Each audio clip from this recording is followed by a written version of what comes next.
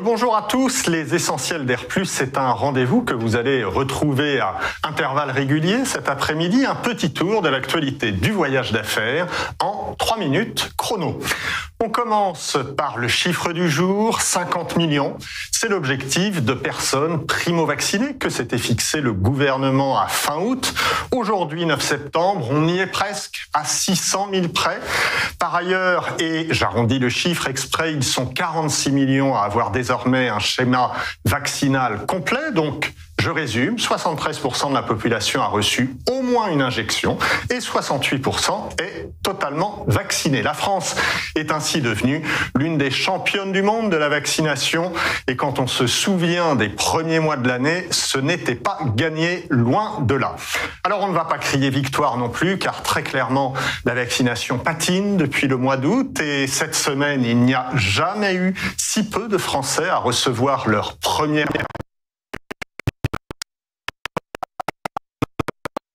campagne de vaccination. 15% des plus de 80 ans ne sont pas du tout vaccinés, c'est beaucoup. Or, ce sont évidemment les plus fragiles face au virus. Sur le front de l'épidémie, les choses, et c'est une bonne nouvelle, semblent se stabiliser. Le nombre de personnes contaminées est en chute de 20% par rapport à la semaine précédente et le taux d'incidence ne cesse de baisser, bien que la situation reste encore très tendue, vous le savez, dans les Outre-mer. Là encore, on ne va pas crier victoire, mais c'est évidemment très encourageant, à condition évidemment qu'un nouveau variant ne vienne pas doucher cet optimisme. Allez, on croise les doigts. Le soutien du jour maintenant. 77% des Français approuvent le pass sanitaire dans les transports, selon un sondage réalisé pour BFM TV, qui note d'ailleurs que le fameux sésame est plutôt bien accueilli en règle générale. On rappelle que le pass sanitaire est obligatoire dans les lieux accueillant plus de 50 personnes depuis le 21 juillet dernier, qu'il a été étendu le 9 août aux bars, restaurants et au transport intérieur, en avion ou en train notamment, et qu'il est obligatoire depuis le 30 août pour 1,8 million de salariés au contact avec le public.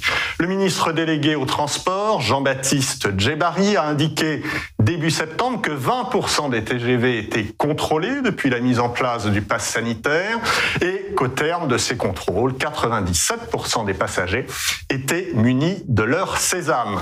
Jean-Baptiste Djebbari a aussi annoncé un plan de renforcement des contrôles pour les voyageurs aériens arrivant en France, car il juge certaines compagnies aériennes trop laxistes dans la vérification des documents sanitaires. Et d'ailleurs, depuis le début de l'année, 41 compagnies aériennes ont été mises en demeure, 29 ont été convoquées par les autorités françaises et 2 d'entre elles ont d'ailleurs vu leurs opérations suspendues pendant plusieurs jours.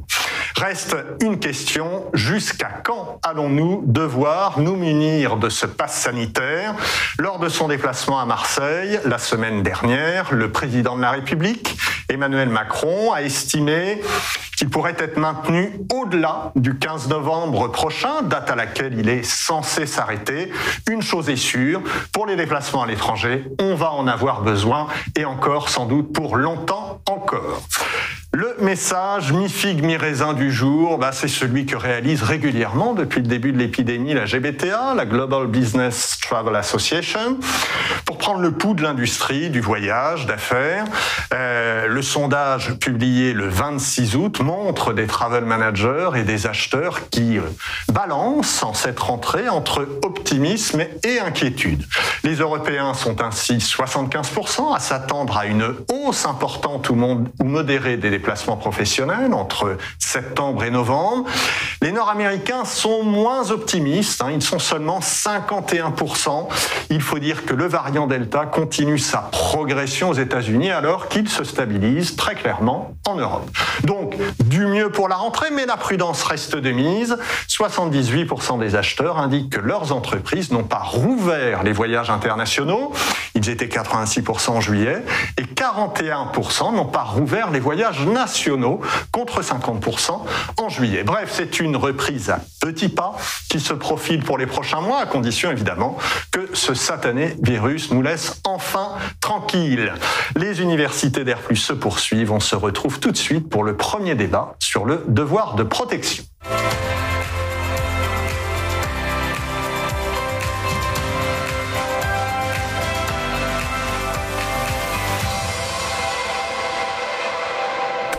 Bien, rebonjour à tous, pour ceux en tout cas qui nous rejoignent.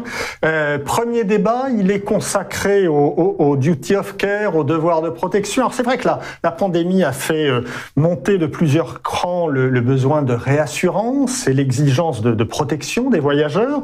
Quel levier actionner pour aligner son programme voyage sur les nouvelles conditions de déplacement? Du devoir de vigilance au bien-être du voyageur, n'y a-t-il qu'un pas? Eh bien, pour répondre à ces questions, j'ai le plaisir d'accueillir sur le plateau Amélie Berwex, directrice générale de Axis Odyssey. Rebonjour Amélie. Rebonjour. Cécile Caplin à ma droite, qui est Regional Security Manager chez International SOS. Bonjour Cécile. Bonjour à tous. Et puis, à ma gauche, on a le plaisir d'accueillir Nicolas Bourgeois. Je donne votre titre dans sa globalité, Nicolas. Vous êtes référent sécurité à l'international au sein de la direction sécurité du groupe Renault. C'est bien ça? C'est bien ça. Bonjour à tous. Bonjour Nicolas. Et puis enfin, faut-il encore le présenter? Mais je le fais quand même. Ziad Minkara, le patron fondateur de CDS Group. Bonjour Ziad. Bonjour François-Xavier. Bonjour à tous. Alors, un premier chiffre qui va s'afficher sur votre écran, vous le voyez avec moi. Le duty of care est désormais la priorité numéro 1 de 99% des travel managers, devant la satisfaction et le bien-être des voyageurs à 93%, selon une dernière étude de BCD Travel. Alors, Cécile Caplin, j'aimerais qu'on commence avec vous. Est-ce que le comportement des entreprises a vraiment changé, a vraiment évolué avec le Covid sur le duty of care? Il est certain que la crise du Covid, qui nous a tous pris finalement de court, a eu un impact et a mobilisé en fait énormément de personnel au sein de l'entreprise, puisqu'en fait généralement la gestion de crise, et on le verra, était relativement liée à la fonction sûreté. Et là, c'est vraiment l'impact de la crise Covid. Et on en discutera, je pense, c'est un aspect transverse. Et cette crise a justement mis en lumière et a impliqué énormément de personnes. Donc oui, de facto, toute l'entreprise a été mobilisée. Donc oui, il y a eu une attention particulière. Alors ça, c'est pour l'entreprise. Je vais me permettre de citer un travel manager britannique qui disait récemment dans la presse anglo-saxonne, il disait « Mais la plus grande surprise pour beaucoup d'entre nous a été lorsque nos voyageurs nous ont fait part de leurs sentiments à l'idée de rassembler toute la documentation, les informations et les conseils nécessaires avant le voyage. Bien qu'ils aient compris que leur TMC chercherait à les aider, ils voulaient s'approprier cette tâche eux-mêmes. En effet, ils étaient parfaitement conscients que c'est eux qui pourraient être confrontés aux conséquences s'ils se retrouvaient dans une situation où les règles, les restrictions ou les quarantaines requises constituaient une surprise désagréable. Ça, Cécile, c'est un témoignage intéressant. Ça veut dire que les voyageurs qu'on disait finalement assez détachés de certains risques, du risque terroriste ou du risque climatique même, eh bien, on voit qu'ils ont eu là une attitude beaucoup plus engagée vis-à-vis du Covid. En effet, dans la même ligne, le Covid a touché tout le monde. Donc tout le monde a pris conscience que le Covid avait un impact sur sa vie, pas seulement lorsqu'on voyageait pour des raisons professionnelles, mais aussi tout simplement pour sortir. On a eu les confinements, on a eu les couvre-feux. Donc finalement, tout le monde a pris conscience de cette importance de s'approprier, de comprendre les restrictions. On le voit bien nous aujourd'hui avec le pass sanitaire, donc quand est-ce qu'on en a besoin. On l'a bien vu avec les tests PCR, c'est 48 heures, 72 heures. Donc tout ça a fait qu'en effet, il y a eu une prise de conscience et des managers, mais également des voyageurs, comme vous le disiez, qui ont besoin de s'approprier.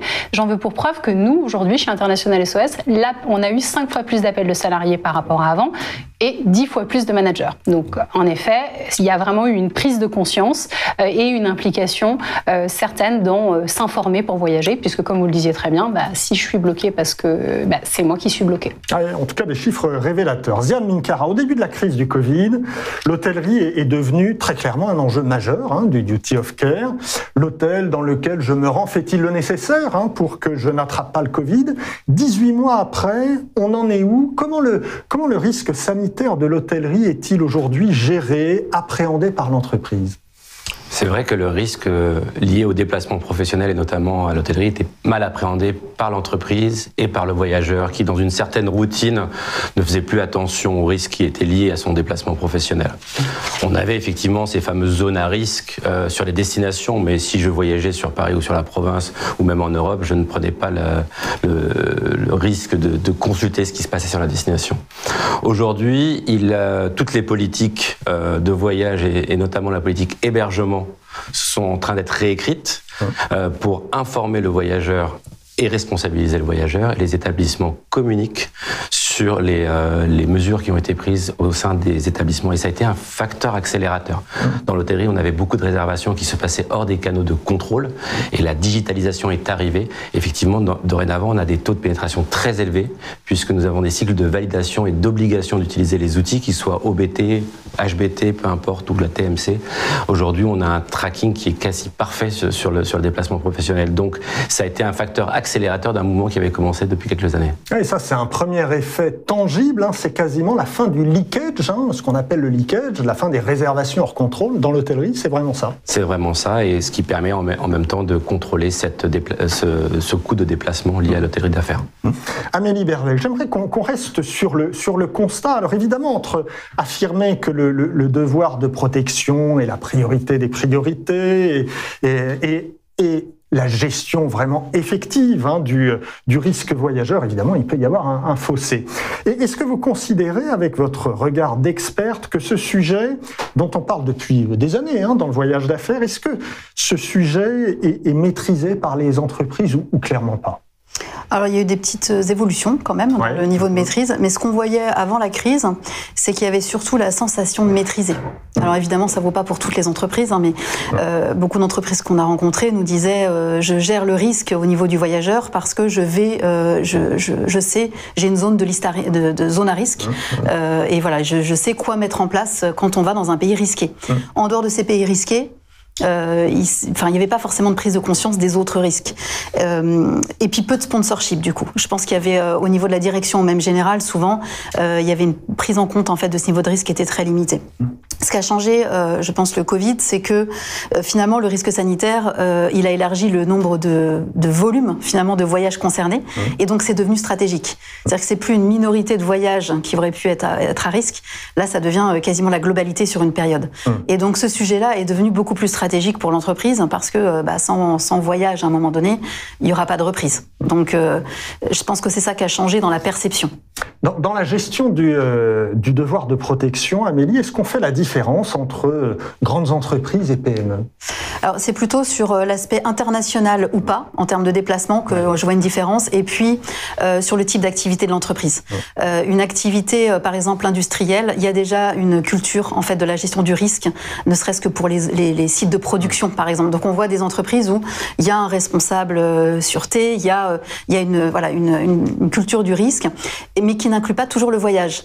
C'est-à-dire que souvent, en fait, même cette cellule sûreté n'a pas la sûreté voyageur dans son scope, mais en tout cas, il y a une culture en fait qui fait que l'entreprise peut avancer beaucoup plus vite sur ces sujets.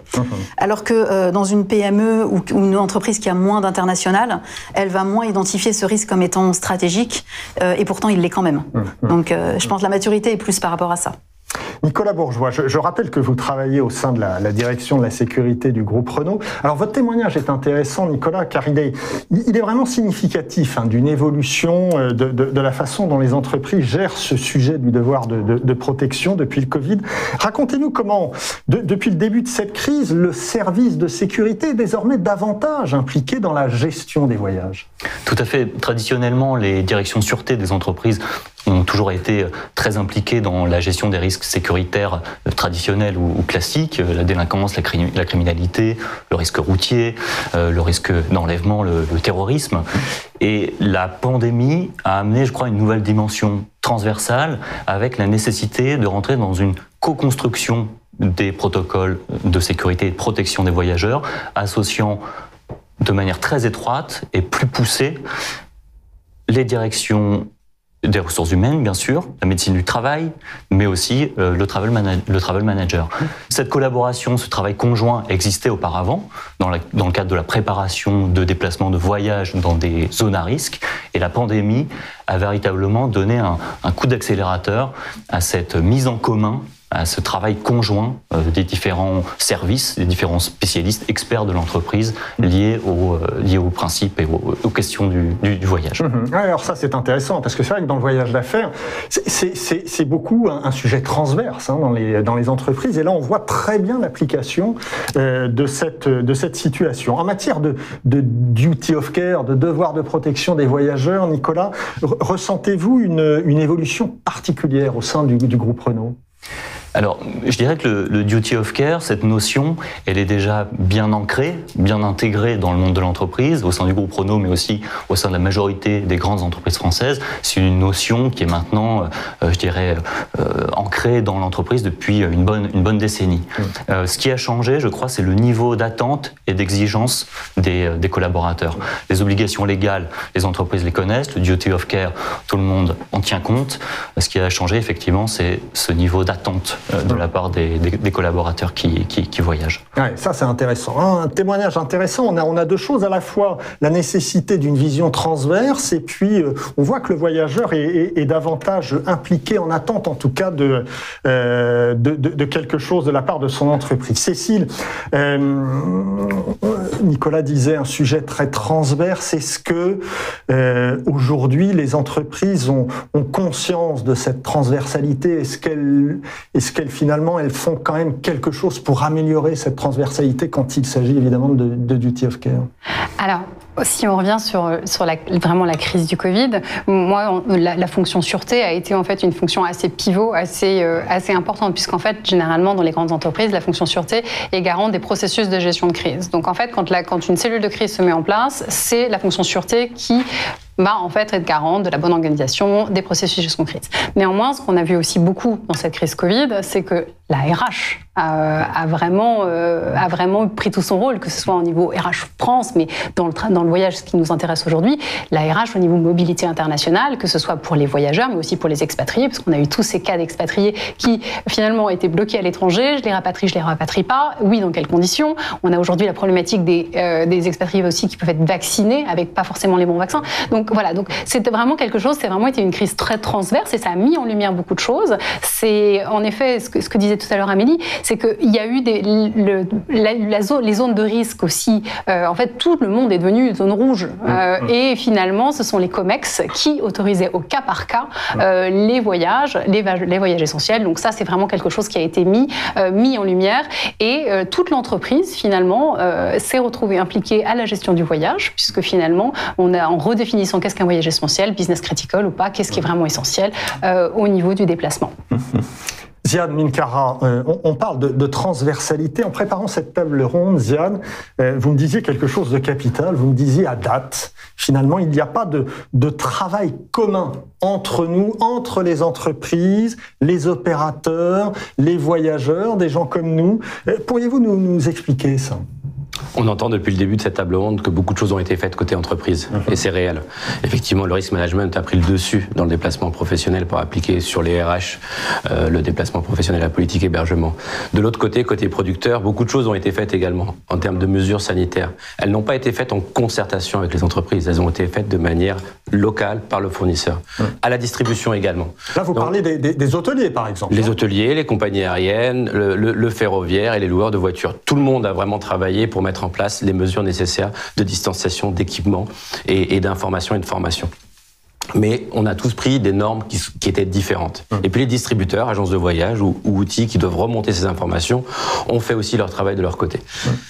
Au-delà de ça, effectivement, il y a aussi tout ce qui est législatif. Donc on attendait toujours les mesures d'État par pays. Donc chacun a fait. On n'a jamais travaillé en commun. En fait, très difficile d'avoir eu des groupes de travail où on a mélangé l'ensemble des acteurs pour avoir toute la chaîne de valeur. C'est ce qui est constaté. Donc, ce sont des pistes d'amélioration. Je pense qu'on y viendra sous directive soit des États, soit des entreprises, soit même des consultants qui sont pivots aussi dans ces règles-là. Mais effectivement, beaucoup de choses ont été faites. En tout cas, effectivement, côté hôtellerie, beaucoup de choses ont été faites. Et puis le redémarrage est assez bizarre, puisque normalement, on attend un redémarrage par le haut, les capitales, l'international, l'hôtellerie haut de gamme, et en fait, par le voyage d'affaires. En fait, on redémarre par le loisir, par le régional, par l'économique et par le national. Vraiment inversé par rapport à toutes nos réflexions que nous avons l'habitude d'avoir. Ouais, donc plus de transversalité à l'intérieur des entreprises, mais en revanche, sur la chaîne de valeur, chacun a travaillé un peu dans son coin, et ça, c'est un vrai obstacle, un vrai frein pour la reprise, j'imagine. Et pour la lecture des normes sanitaires transverses pour l'ensemble des acheteurs et des risk managers. Bien sûr.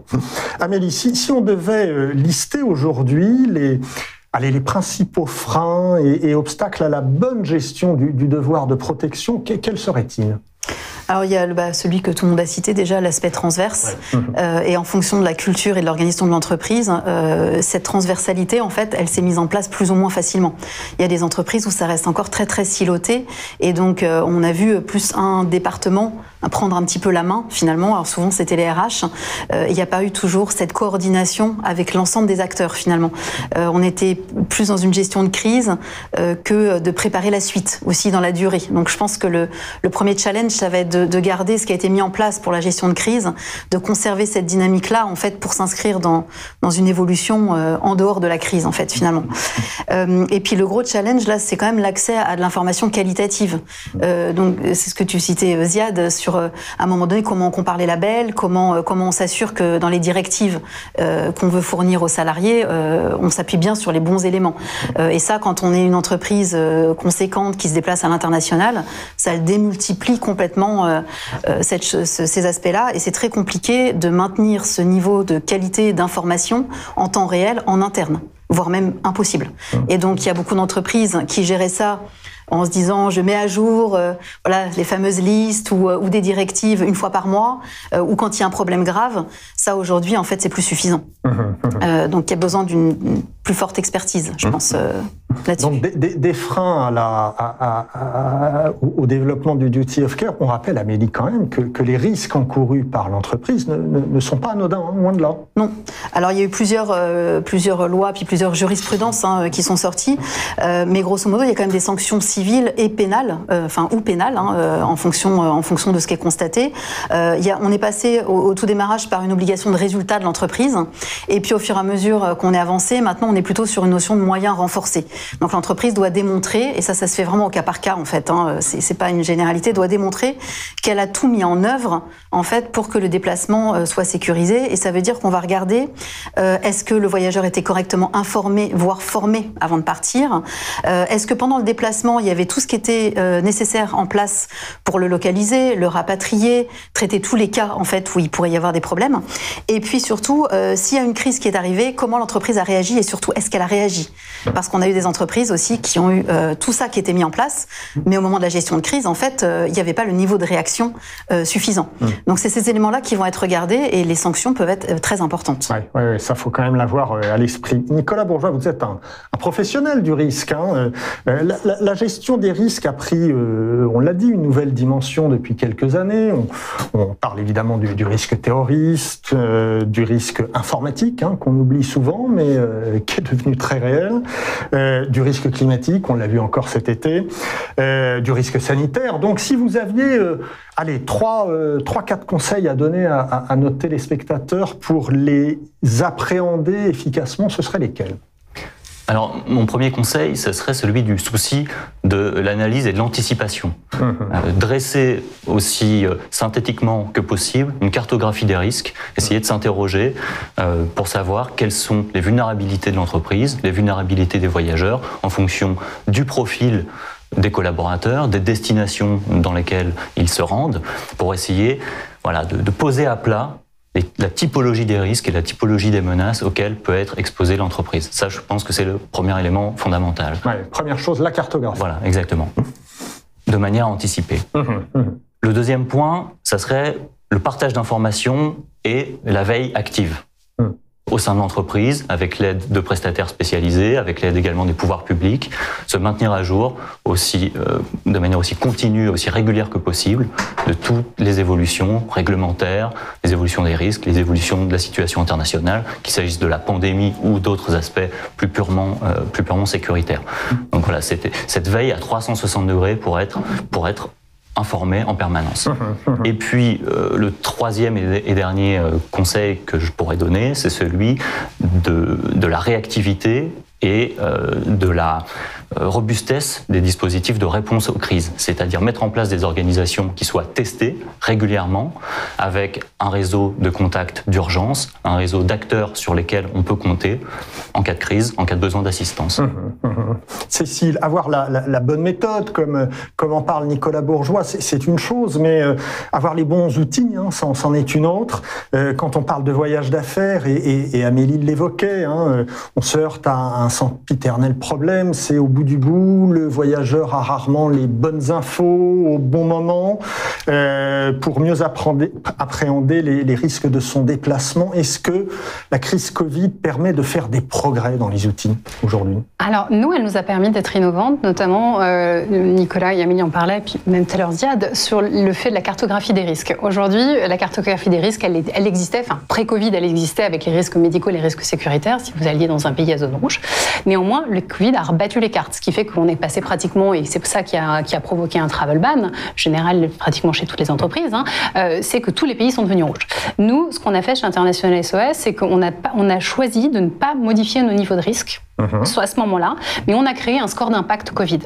C'est-à-dire que pour se déplacer, en fait, le Covid a un impact à l'entrée. Donc en fait, on a un score qui nous permet, qu'on appelle le inbound. Est-ce que c'est possible de rentrer sur le territoire? Et lorsqu'on est rentré sur le territoire, si c'était possible, est-ce que c'est possible d'opérer? Parce que vous vous souvenez, quand on était au couvre-feu à 18h, c'était un peu plus difficile pour travailler. Enfin bon, en voyage d'affaires, ça réduisait quand même la capacité de faire des rendez-vous, des dîners d'affaires, des choses comme ça. C'était pas possible. Donc du coup, en effet, nous, on a eu cette réflexion de se dire, en fait, les niveaux de risque, ils sont toujours importants parce que les crises continuent, on le voit, la Guinée, on voit l'Afghanistan, alors c'est plus lointain et c'est moins, mais ça existe toujours. Du coup, on estime que ça, c'est complémentaire. C'est complémentaire et qu'il faut le regarder. Donc oui, on a essayé d'être inventif et d'être innovant avec ça, mais c'est également de l'innovation technologique. On le parle sur la digitalisation, la mise à jour de notre application dans laquelle, en fait, on peut avoir de l'information en continu, justement un portail d'information pandémique sur, là aussi, les restrictions. Est-ce que je peux rentrer? Est-ce que je peux aller aux États-Unis en ce moment? Eh ben non, sauf si c'est un motif impérieux. Et puis il y a un formulaire spécial, c'est pas l'ESTA. Donc voilà, il y a eu des choses et en fait, on met à disposition à nos clients justement cette information. Alors, c'est très compliqué l'information, ça change très souvent. Du coup, nous aussi, on travaille et c'est très compliqué d'avoir de la bonne information. Mais en tout cas, l'information qu'on transmet, c'est de l'information vérifiée et recoupée, donc qui se veut le plus sûr possible. Ziad Minkara, on continue de parler d'outils. Au début de la crise, vous aviez annoncé la mise en place d'un indice Covid-19 indiquant les protocoles sanitaires des hôtels que vous avez en machine. On en est où de cet indice aujourd'hui? C'est vrai, on a mis un indice Covid en place, comme vous avez mis un score sur les destinations. Il faut savoir aujourd'hui que toutes ces directives qui sont données dans les grands groupes ou dans les entreprises ne sont pas ponctuelles et conjoncturelles. On prend des directives pour 3 à 5 ans à venir. Donc, il faut sortir de la tête que ça va être ponctuel, mais ça va être sur du moyen long terme. Donc, ces établissements ont mis en place les mesures. Elles sont accessibles en termes d'information.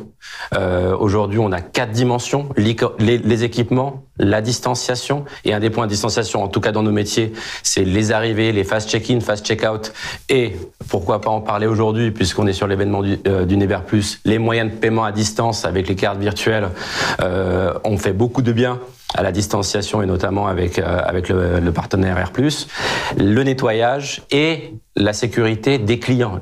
Les hôteliers ne se souciaient pas de la sécurité de leurs clients. Donc ces 4 notions sont établies, sont pérennes et sont établies pour le long terme. Elles sont accessibles sur les outils grand public, même si vous allez sur le grand site d'OTA. Maintenant, vous avez un score et puis les informations. Vous avez maintenant toutes les informations liées à la crise sanitaire. Oui, alors Ziad, on imagine que c'est relativement facile à faire pour les hôtels français, par exemple. Je dis bien relativement, parce que ça ne doit pas être simple, loin de là. Mais pour les hôtels étrangers, vous n'y arrivez pas, c'est pas possible, ça. Les informations sont collectées par des partenaires, les OTA.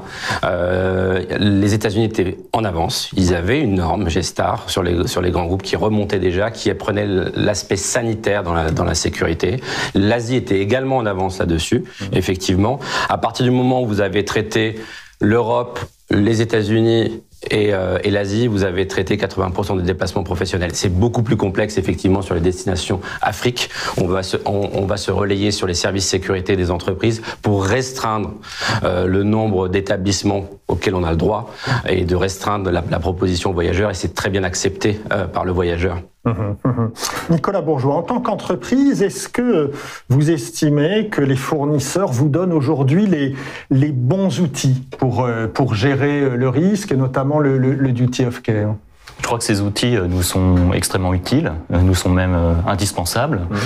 J'ajouterais cependant qu'il nous faut aussi une forme d'expertise, alors qu'elle soit interne à l'entreprise ou alors qu'elle soit externe à l'entreprise, mais il faudra d'une manière ou de l'autre toujours une forme d'expertise ou un expert pour analyser ces informations, les recouper et faire en sorte qu'elles soient exploitables et qu'elle colle, si j'ose dire, aux impératifs, aux exigences de l'entreprise et à nos propres intérêts. Donc ces outils sont indispensables, mais je pense qu'il faut les compléter par une capacité d'exploitation et d'analyse de ces informations, surtout d'utilisation de ces outils.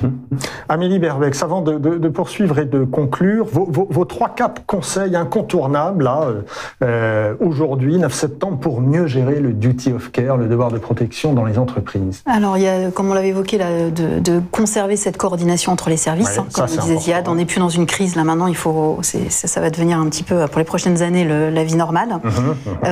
Avoir aussi, là on est plus sur la déclinaison opérationnelle en fait des sujets, mais avoir vraiment une vision orientée voyageur. Comme disait Nicolas, il y a toute cette information qui arrive, après il faut que l'entreprise elle se l'approprie, et aujourd'hui ce qu'on voit surtout sur les jeunes générations, c'est qu'ils ne vont pas aller chercher l'information. L'information elle doit arriver à eux et déjà adaptée à leur contexte. Donc ils ne veulent pas savoir quel est le risque sur tout un pays, ils veulent savoir même à destination à cette date-là, est-ce qu'il y a des choses que j'ai besoin de savoir et je veux les recevoir en fait directement. Donc il y a un gros travail à faire, je pense, sur la vision voyageur en fait finalement, et on se rend compte qu'il y a souvent beaucoup de choses en place dans l'entreprise et que quand on fait une enquête au niveau des voyageurs, il y a quand même une partie non négligeable en fait qui ne sait pas à qui s'adresser ou qui n'est pas au courant où trouver les informations. Donc je pense qu'il y a un travail à faire pour que ça aille vraiment jusqu'au bout de la chaîne. Ça paraît important. Et voilà. Grosso modo. Je pense que c'est les points clés. C'est déjà pas mal. Tiens, j'aimerais terminer, puisqu'on est à quelques minutes de notre fin de débat, j'aimerais terminer par une question collégiale. On a un peu de temps, on a 6 minutes devant nous. En début de table ronde, je signalais que les 2 priorités des entreprises, en tout cas des travel managers, étaient le duty of care, le devoir de protection, et suivi de près finalement par la satisfaction et le bien-être des voyageurs. Et est-ce qu'on peut faire aujourd'hui le lien entre devoir de protection et bien-être des voyageurs ? On voit pas mal de gens qui le font, d'autres qui sont plus réservés. J'aimerais avoir votre opinion à chacun de vous. On a encore une fois le temps un peu de développer. Cécile Kaplan. Nous, ça fait partie de notre définition chez International SOS du Duty of Care. C'est écrit tel quel, le bien-être fait partie du devoir de protection, puisque c'est une obligation morale et légale des employeurs envers leurs employés et leur famille, de faire qu'ils travaillent dans des bonnes conditions qui leur permettent d'être en bien-être, de sécurité et de sûreté. Donc oui, pour nous, il y a un lien très clair et qui est même... date d'avant la crise. Oui, il y a un lien évident. Ziad, je vous ai eu pour préparer ce débat et vous n'étiez pas totalement d'accord. Pour vous, le lien n'est pas si simple que ça. Je suis sur un avis plus mitigé, effectivement. Le duty of care est une obligation légale qui incite à la responsabilité de l'entreprise et du voyageur. Le bien-être, une des dimensions du bien-être, peut être la responsabilité, mais n'est pas la responsabilité. Aujourd'hui, quand on voyage, c'est beaucoup plus compliqué, c'est beaucoup plus lourd, c'est beaucoup plus contraignant. Je peux pas dire qu'avec ces contraintes, effectivement, ça touche à ma sécurité, j'ai plus de bien-être à voyager. C'est plutôt un effet inverse, mais c'est la prise de conscience de cette dimension qui fait que je voyage en toute sécurité.